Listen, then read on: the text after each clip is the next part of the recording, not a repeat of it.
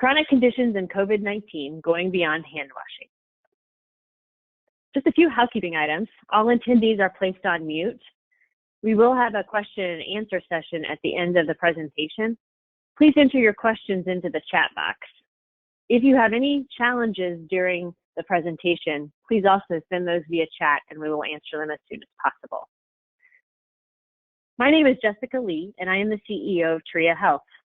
Joining me today for this discussion is Jason Grace, Director of Clinical Services, leading the pharmacist team at Tria Health since 2013, and Austin Morgan, Clinical Staff Pharmacist, who also happens to be a certified diabetic educator. The goal today is to share some insight into how Tria pharmacists are assisting patients in navigating this difficult time. Tria was founded 10 years ago with the intent that with the growing incidence of chronic conditions and that 80 to 90% of chronic conditions are treated with medications, the pharmacist, who's a medication expert, will provide education, advocacy, and problem solving to help individuals who have chronic conditions manage their healthcare. There's $526 billion of avoidable healthcare expenditures related to non-optimized medication use. That's doubled over the last 10 years. What's non-optimized med use? It means that if you use a medication for a condition and you don't get the outcomes you expect, is the medication really doing what you intend it to do? It's estimated that 50% of patients who take blood pressure medications aren't even getting their blood pressure lowered to a level that would help prevent stroke and heart attack, which is the intention of using medications for treatment of hypertension. Individuals who have chronic conditions take multiple medications and have multiple physicians. This is very, very difficult to handle. Tria's focus is to focus with pharmacists who are medication experts to treat the patient holistically and help improve their outcomes. I'd like to hand over the presentation to Jason Grace, who will explain a bit more about how a typical Tria patient interacts with the pharmacist and how our pharmacists are helping outpatients to manage their care during this unprecedented time. Jason? Thank you, Jessica, and thank you everybody for joining us today. So when looking at what a typical Tria patient looks like, one of the things we specialize in is identifying patients and engaging patients who have multiple chronic conditions and are on multiple medications. So a profile of our average patient is a little over 50 years old, on a total, combining their prescription and over-the-counter medications, of almost 10 medications that they are managing and using, almost 6 total conditions, 2.5 targeted chronic conditions, such as diabetes and heart disease and respiratory disease, and have almost 3 physicians on their care team.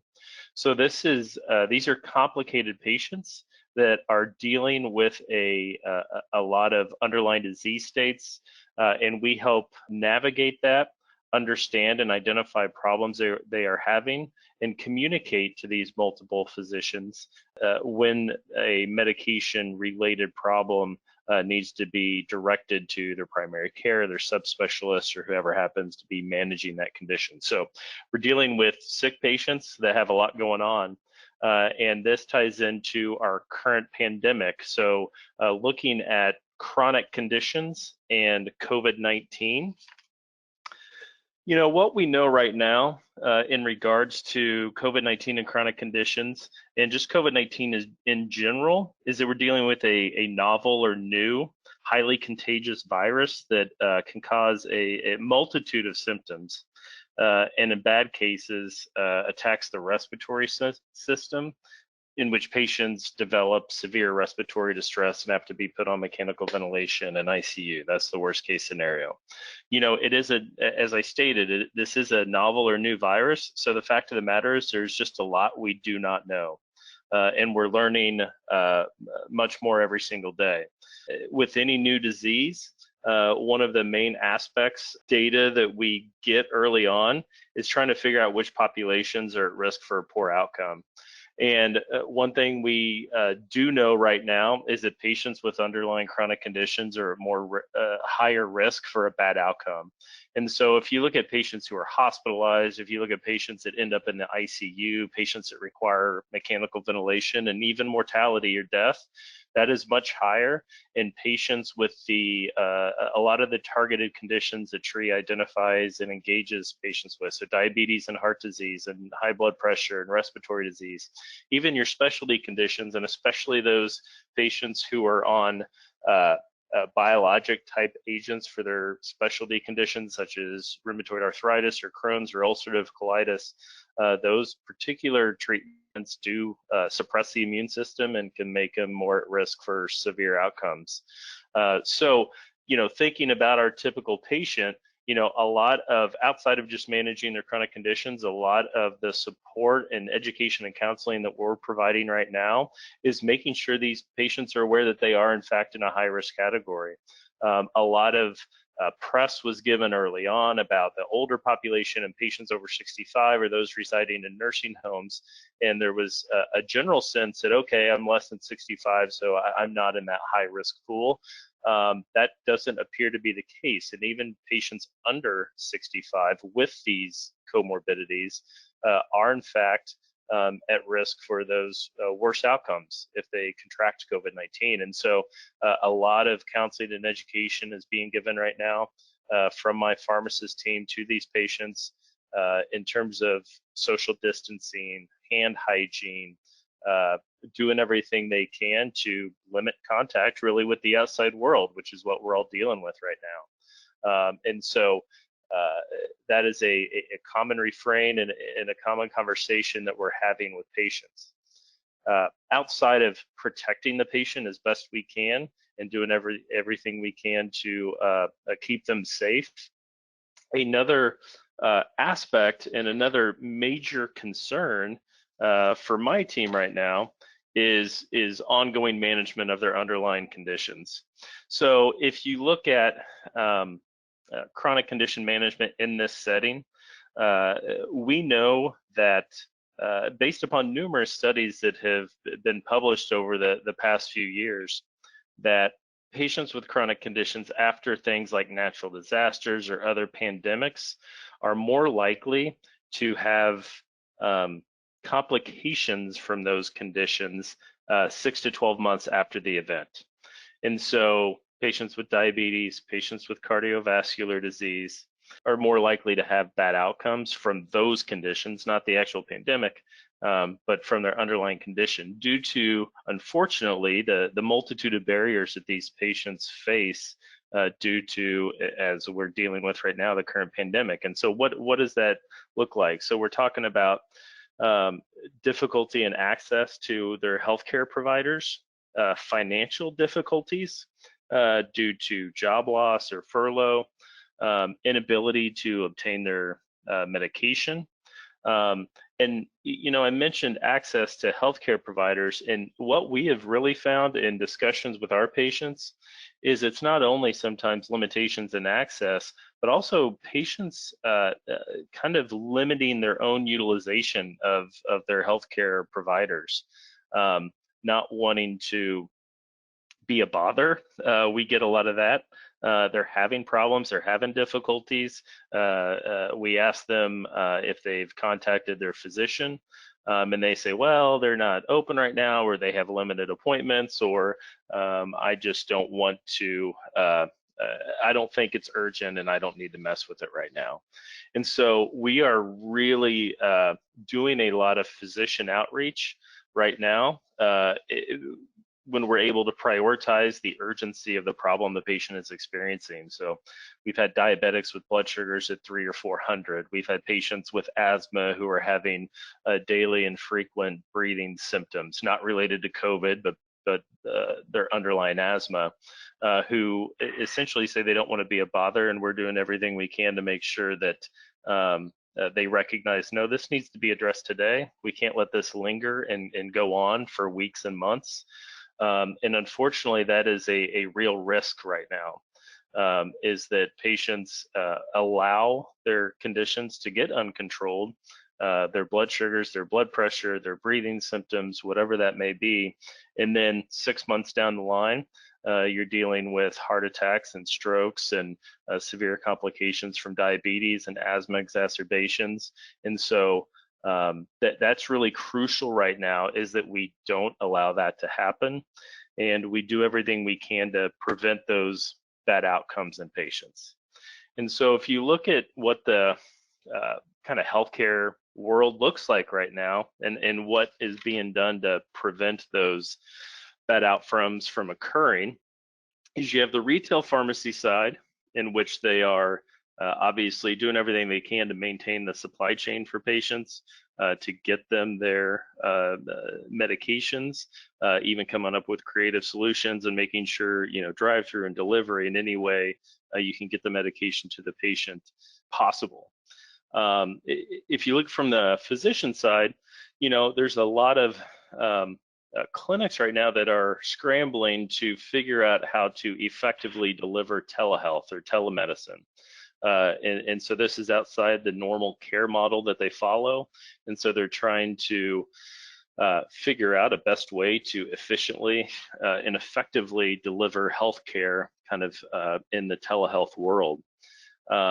This happens to be where Tria is ideally aligned, because telehealth is something that we have over a decade's worth of experience of delivering effective and efficient care to people via telephonic care. So from a consultation with a Tria Health pharmacist and what that looks like, when a patient engages with Tria, they have access to a medication expert. We employ a clinical staff. So we do not have a network of retail pharmacists. We employ our clinicians as full-time staff members. And so this is what they do each and every day, is they focus on patient care. They have their own patient population that they're following up with. And our staff are residency trained, board certified. As we stated with Austin, they're clinical diabetes educators. And so they are well experienced and have the background and training in patient care to make sure that we can identify problems and deliver outcomes. We spend a lot of time with patients in this one-on-one setting. Our average consultation is almost 40 minutes per consult, which is much, much higher than you're going to find with many other healthcare providers. We spend a lot of time with each patient, really digging through that and identifying and compiling that full complete medication list to make sure we understand not only what's prescribed for the patient, but how they're actually using it and if they're using it correctly. Incorporating in their over-the-counter medications and make sure they are not interacting or causing problems with their prescription medications or their underlying comorbidities. And then really diving into each individual disease state and understanding their history with that, their treatment history and what other medications they've tried, and then identifying what their goals in therapy are and make sure they understand that. And then are there any gaps in therapy for those individual conditions? And if there are, really figuring out the reason why. So why are they not maybe on preferred treatment, evidence-based recommendations for those conditions? And then if they're not reading goals, really figuring out the why as to the reasons behind why they are not. Is it an adherence issue? Is it a cost issue? Is it a lack of understanding, like not really understanding the consequences and complications of that disease state? And if so, we can fill in those gaps and we can hopefully get them moving in the right direction and making sure that they're not going to develop those significant and severe complications. After completing a conversation with a patient, we put together a care plan that we are going to communicate both with the patient and their physician or physicians, depending upon who's on their care team, and provide them a complete medication list and then set up a triage follow-up with the same pharmacist to make sure that we're providing continuity of care. And so with that and through that program and process, we're able to really drive outcomes and achieve a lot of successes with patients. And so with that, I'm going to turn it over to Austin Morgan, who's one of our clinical pharmacists, who's going to walk through a couple of case studies and success stories that he's had with his patients from the past couple of months. Awesome. Yeah, thanks, Jason. I appreciate it. So this first case here is an example of that high-risk patient that was described earlier who has multiple medications and chronic health conditions. So he was using 11 prescription and 4 over-the-counter medications to treat 4 chronic conditions, including diabetes, high blood pressure, high cholesterol, and anxiety. Now, fortunately, all of this was managed by just one doctor. His primary care provider did all the care here, so that makes it a little bit easier for communication. But this specific situation involved his diabetes medications. So he was taking 4 different medications for diabetes, including metformin, glimepiride, Tria, and Victoza, which is a non-insulin injectable medication. Now, the issue here was that both Tria and Victoza work on the same pathway in the body to lower blood sugar. And they've actually been shown through studies not to have added benefits when they're used together.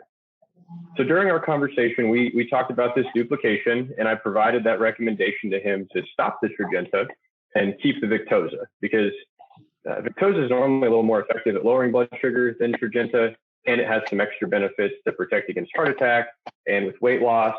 And the patient actually agreed to, yeah, I'll talk to the doctor about this.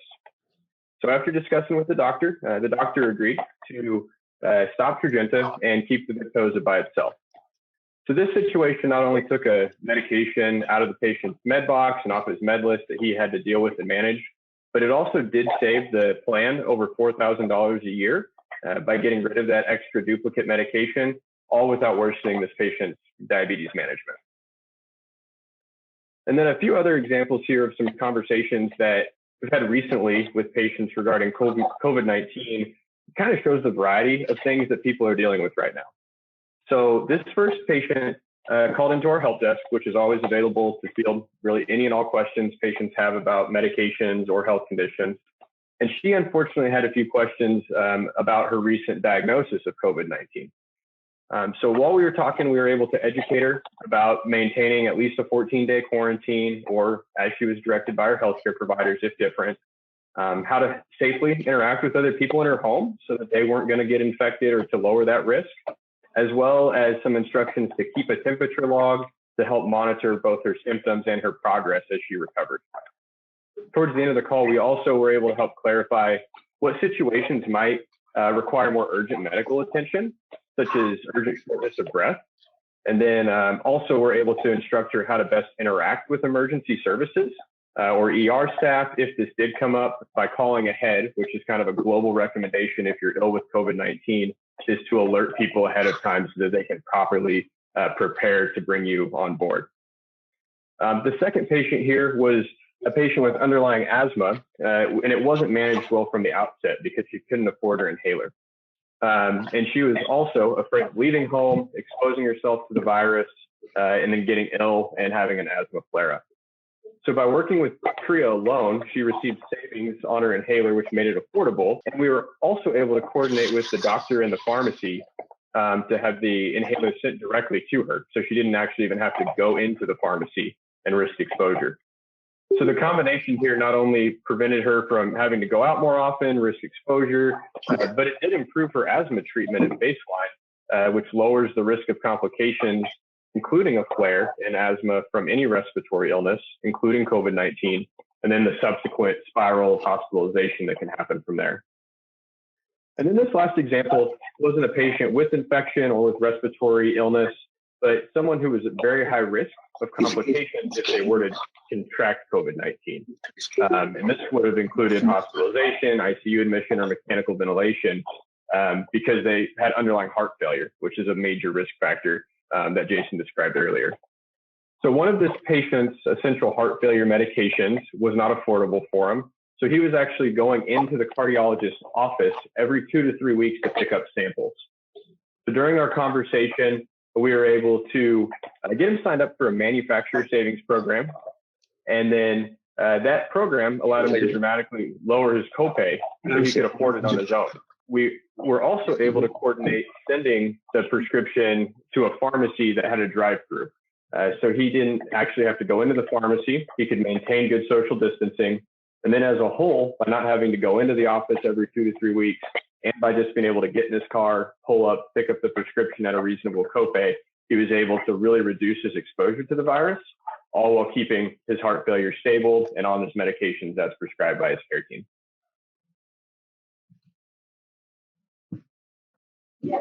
Awesome, Austin. Thanks so much for that. I think we have a few questions, and I want to encourage everyone at this time to submit some questions through the chat function. We're going to talk a little bit about, since this is such a new virus, I want to chat a little bit, either Jason or Austin, about some of the medications we're hearing about in the media. Tell us a little bit about hydroxychloroquine. We've heard a lot about that. Obviously, the president's even talked about that. Jason or Austin, can you talk a little bit about what we're seeing with that particular drug, and then even some concerns our patients are having who use that drug for their chronic inflammatory condition and the shortages related to that? Yeah, and I'll kind of lead off here, and then I'll have Austin maybe chime in on what we're doing and how we're working with patients who are worried about some of the shortages. So hydroxychloroquine is an anti-malarial medication, or chloroquine is. Hydroxychloroquine is kind of a sister medication that's primarily used for certain immune conditions such as rheumatoid arthritis and lupus.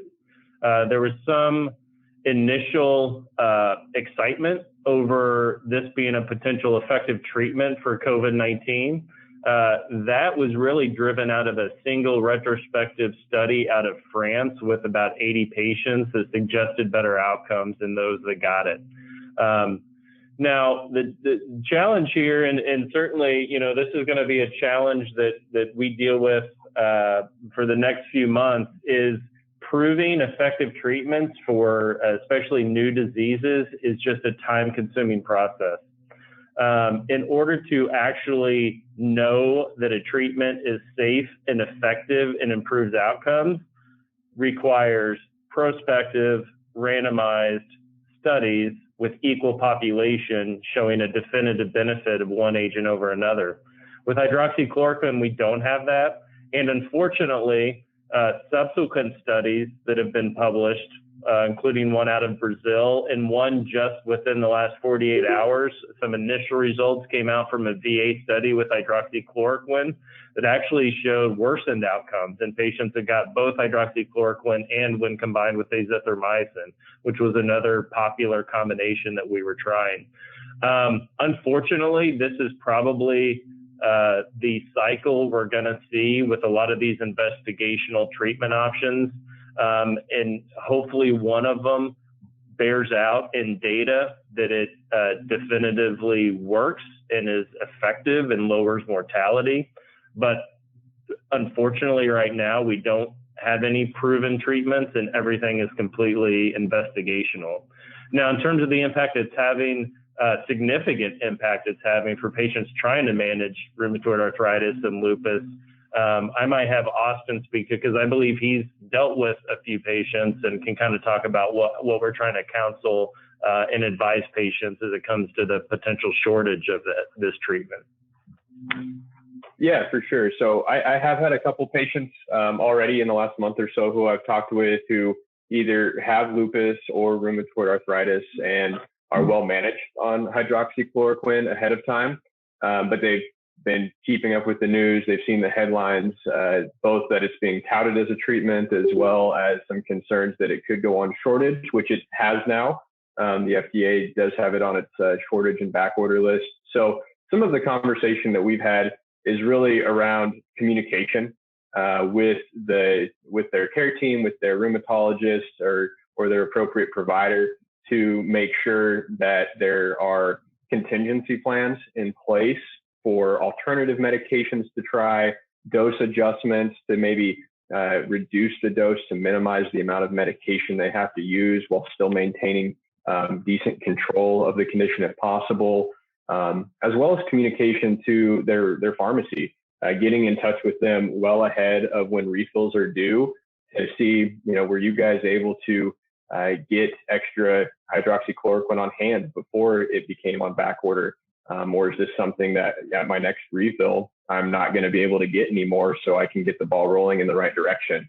So yeah, a lot of it is just kind of reassurance, helping people put the steps in place, providing insights on what the current data suggests, that, hydroxychloroquine does not appear to be the wonder drug that we perhaps hoped it was as of right now. We're just, like Jason said, still waiting for studies, but really just trying to kind of give them some direction and some instructions on next steps to ensure there aren't any gaps in their care and they can not have a flare of lupus, a flare of RA, if we can at all prevent it.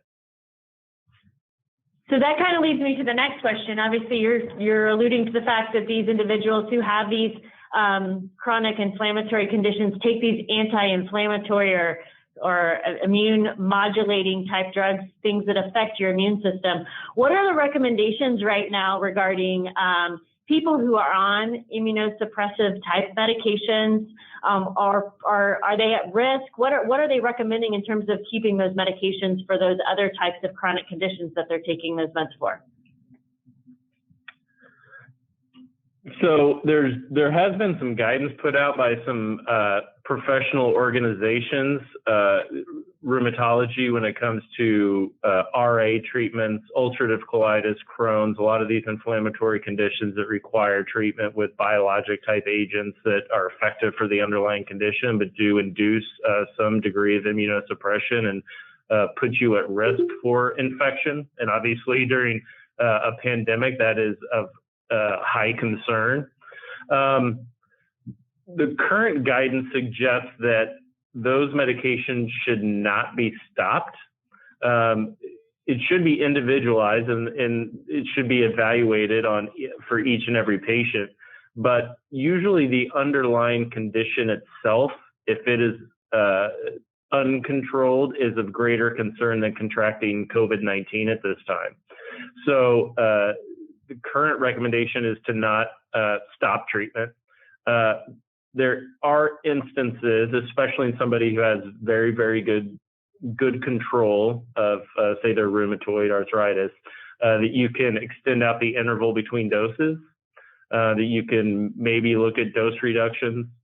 But right now, there is no suggestion that stopping the medication is protective at all. And there's a great concern of if somebody's Crohn's or RA or ulcerative colitis becomes uncontrollable, significant complications associated with that. Great, that makes a lot of sense. So, one of the things that we deal a lot with in our normal time with patients outside of the COVID situation is over-the-counter medications and when to take certain over-the-counter medications, especially as it relates to chronic conditions. But there's been a lot of conversation out there about over-the-counter Advil, things like that, and whether or not you should be taking Advil if you come down with symptoms that mimic COVID or if you don't know if you have COVID yet. Can you tell us a little bit about what we're seeing in terms of that and whether you should absolutely stay away from Advil and only take your Tylenol products? I think there's a lot of question about that. There has been a lot of question about that. And I'll be honest, it's similar to the hydroxychloroquine results that we initially saw. So there was a relatively poorly designed review that looked at NSAID use in COVID and suggested a possible worsening of outcomes in patients that used Advil or ibuprofen or Motrin or those types of non-steroidal anti-inflammatory drugs for their fever and other symptoms early on in COVID. Again, subsequent follow-ups has not suggested worsening outcomes for patients that use NSAID. But again, this information is changing and evolving rapidly. So the overall guidance right now is that they aren't contraindicated or you don't have to avoid them.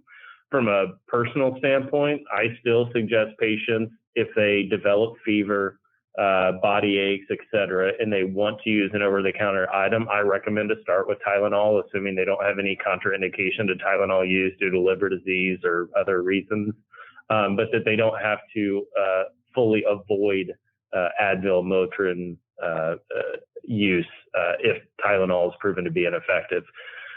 There was a couple of other, and all these things kind of gained some press, and so then we start talking about it on social media, et cetera. Vitamin C supplementation, elderberry as a supplement. These are ones that have theoretical advantage in terms of boosting immune function or your immune system. And so there's some belief that, well, gosh, you know, if I supplement with vitamin C, I might be able to protect myself against COVID. Same thing with a supplement called elderberry. Fact of the matter is there's absolutely no data whatsoever to support any of that. That doesn't mean that 10 years from now, if COVID is still around, you know, maybe we'll have some information to suggest there's a prophylactic or preventative effect of those, but certainly as of now, no data at all. And we are not like recommending those supplements as kind of any kind of preventative measure against contracting COVID. So are there any harmful things that happen if you do take significant amounts of vitamin C or elderberry? It sounds like they're definitely not a treatment for COVID, but people are trying to boost their immune systems. What are some concerns that you have with that? Typically with vitamin C, you would have to go to extreme doses to cause harm. Your body normally will kind of dump out or get rid of excess vitamin supplementation if you do that. So there's not an immediate particular concern. Elderberry and a lot of other herbal supplements, the fact of the matter is we just really don't know the safety of these medications when taken at high doses for long periods of time. And so there's just a great unknown there. It likely or probably would be safe.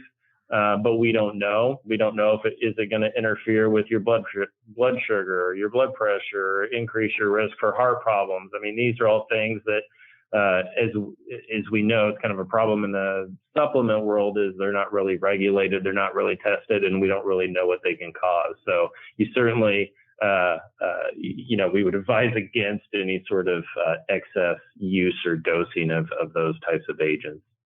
So you've mentioned it a couple times, and obviously, I think we're learning so much about this particular virus, and we're learning new things every day about how things work as we increase the number of people that we're treating. How do you keep abreast of those types of information regarding the new medications? And do we have any updates on any medications that may be a cure or a way to help prevent some of these long-term complications? Can you give us kind of an idea of what we're seeing right now, or is time going to tell us more? And probably so.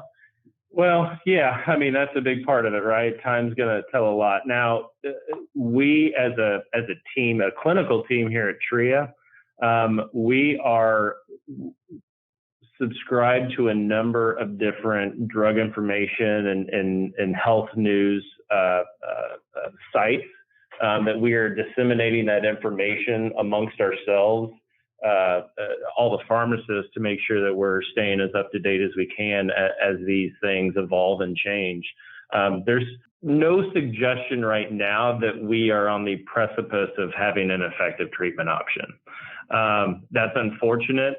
But again, when you're dealing with a new disease, you think back to the HIV epidemic in the 80s, it took a long time to understand that virus and to develop treatment options that specifically counteract it. And so right now we're using medications that were originally developed for other reasons and hoping that it will effectively eradicate this particular viral strain in the body. And we're using healthcare professionals are using their best judgments in terms of what might work, but we really need to develop something that we know has direct antiviral activity against the current strain that we're dealing with. So outside of having any type of sort of miracle drug, which we know is hard in a lot of disease states, let alone a new novel virus, can you talk a little bit about what your thoughts are, what you guys are doing, what you're telling patients who have chronic disease in general, people who have diabetes or hypertension? What are you telling them to do to make them feel more comfortable as we are maneuvering with these recommendations? What are some general recommendations? Well, and Austin, if you want to kind of address this, since you're dealing with patients on a daily basis, so kind of some feedback for us on that. Yeah, for sure. It's a great question, and it's been interesting to see over about the last, 45 days, the progression of how conversations have shifted with people on this, where initially when the first news reports were, some cruise ship cases that landed in California, people who had visited hot spots, a lot of people not super concerned. And then as things have changed with the stay-at-home orders and lockdowns and everything else, a lot of concern, a lot of thought, a lot of information for the public to process here. So I would say in general, the information I'm giving to just about everyone is reinforcing those good preventative measures. So social distancing, and we've all heard it 150,000 times at this point in time, but trying to maintain distance from other people around us, just because that virus can stay airborne for about 6 feet. It can sit on surfaces. So washing your hands a whole bunch, using hand sanitizer if you don't have access to soap and water, but really soap and water for 20 seconds is very effective. Not touching your hands and face, providing the appropriate insight for personal protective equipment like face masks and gloves. So trying to reinforce that putting a face mask on and putting gloves on is not going to be a 100% cure-all for you, especially the face mask. That's more because what we're finding out now is so many people could be infected and not even show symptoms. They could feel totally normal, but they're still shedding the virus and spreading it as they talk or as they sneeze or anything else. So if we get enough people to wear face masks, those patients who don't have symptoms cannot spread it as effectively. So reminding people of that to help protect both themselves and the people around them. Trying to provide encouragement on the stay-at-home orders, removing barriers if people have been impacted with health insurance or finances with the stress of that there, trying to help them find more affordable options or maximizing their refills to put them at as much ease as we can with that, directing to resources and the like if there is mental health concerns, talking through strategies to lower your stress level while you're at home all the time. People are getting stir crazy, so trying to help them develop plans and strategies on how to manage their time effectively, maintain routines. So there's kind of a wide variety. It depends on the person a little bit, but trying to hit those key high points of preventative protective care, monitoring for symptoms if they've got those chronic conditions. And then if it's someone at very high risk, take for instance that patient who we talked about with heart failure, or underlying COPD that's very complex, that they've got a plan in place to communicate with their healthcare team if they do start to develop a fever, coughing, signs of infection, so that we don't wait until it's more complex and more difficult to treat. Those are all excellent things. Jason, did you have something to add? Well, just to piggyback off of that, in addition to that information, another point that we're hammering home with patients is you just can't ignore your underlying conditions. We've had multiple kind of cases just in the last couple of weeks of diabetics with blood sugars in the 300 and 400s, of patients with asthma who have persistent shortness of breath, who are not wanting to be a bother and are just saying, well, we'll deal with this after all this current pandemic uproar. Hopefully we get on the other side of the curve, if you will. And so we're stressing to patients, like, you just can't let some of those more higher urgent problems linger for weeks or potentially months, and directing them of how we address this today. Great. Thanks a lot. I think that concludes the majority of our questions. It sounds like our pharmacists are fielding lots of exciting questions during this time, and I know that they're providing a lot of resource for lots of people. It's funny when you look at, as this slide reflects, the things that people are searching for and trending right now, and it's anything from how do we flatten the curve to wine delivery service. So we're obviously all looking for a way to connect and have commonality. We invite all of you guys to follow our Tria Health blog. Our pharmacists are providing content on a regular basis. If you could sign up, you'll get up-to-date information from our pharmacists regarding how we're helping our patients understand more about how to treat their chronic diseases and maneuver in this really unprecedented time with the pandemic. I want to thank Austin and Jason for sharing their insights today. I want to thank each and every one of you for participating today in our webinar, and we look forward to sharing our information with you again soon. Have a wonderful day.